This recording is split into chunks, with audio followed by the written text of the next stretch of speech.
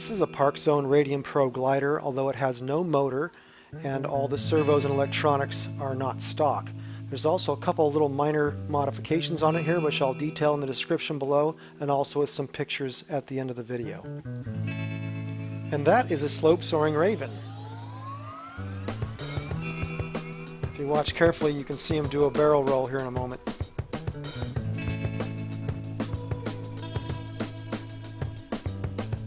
So the title of this video is Slope Base Soaring, and while I know I'm not doing anything necessarily novel here, I wanted to share some things about flying from this perspective that are really fun and interesting to try.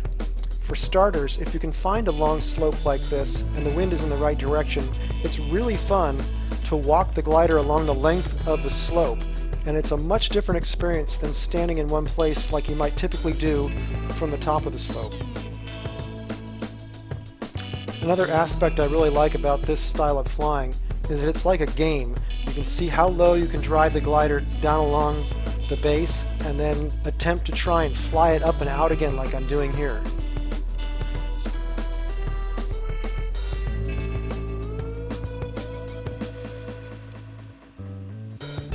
These next series of clips show the glider flying alongside some seabirds. These here are brown pelicans which frequent our coastline and fly in formation like this. They tend to be cautious about the glider, and I've seen them break formation and kind of flee out over the ocean. These guys decided to hang around, although they did look nervous. The birds, though, that really like to fly along with the glider are the gulls. This one in particular spent much more time than I can show here in the clip flying along with the glider, mirroring its motion. And I don't know if they just kind of think it's another bird or they're waiting for a handout or what, but one of these days I thought it'd be pretty funny to strap a sardine to the glider or some other kind of treat and see what the birds would do. I bet I could gather up a pretty good flock flying alongside if I did that.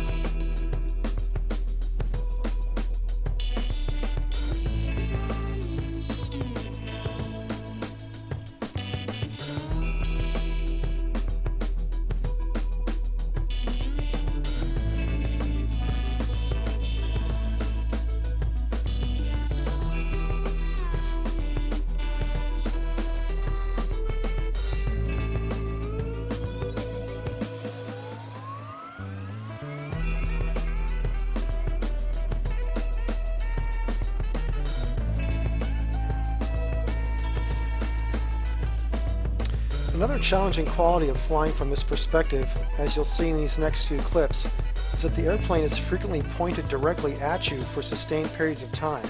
And as you may know from flying RC yourself, this takes sort of a mental gyration of flipping around in your mind the direction the control sticks must be moved to get the plane to go in the direction you want.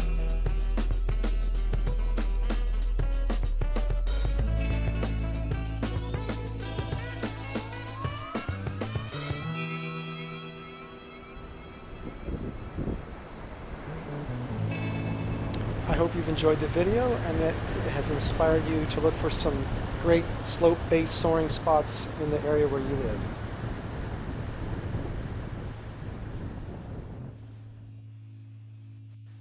Here are a few photos showing some of the minor modifications I made to the plane. Of course, you can see that there is no motor. There's a rather large receiver here. It's overkill for what the plane really needs, but it's what I had on hand. There's a 10 amp BEC there. There's also some weight in the nose to make up for the lack of the motor.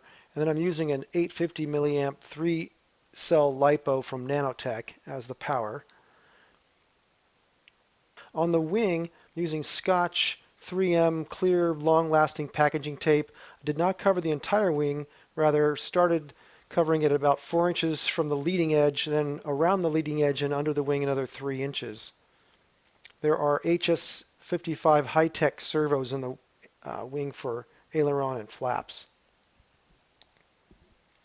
And these are some covers that I made using packaging that I got when purchasing pens or various kinds of things like glue from the hardware store. They make for great covers to protect the servo horns during crashes, and they're really aerodynamics. And I like that they're clear because then you can see through them and tell whether things are connected properly or not. Here's just another close-up of one of the torpedo-shaped covers that I had found. This one from an office supply store. It was used as a packaging for a pen. And you'll find there's some pretty interesting shapes that you can find at the hardware store or even office supply stores, and use these types of covers for things like canopies or other types of protection. The tail section on this airplane is notoriously weak, and so I highly recommend taking about a 2.5 millimeter by 20 centimeter long carbon rod and running it through the tail. You don't have to necessarily do it starting at the very back end, but you can see a perforation there right about where the leading edge of the rudder meets the fuselage. I've run my carbon rod through that area. It really stiffens things up, and it'll help prevent the tail from snapping. Last but not least, these are just the servos that operate the rudder and elevator. They are, again, high-tech servos. They're HS55 Metal Gear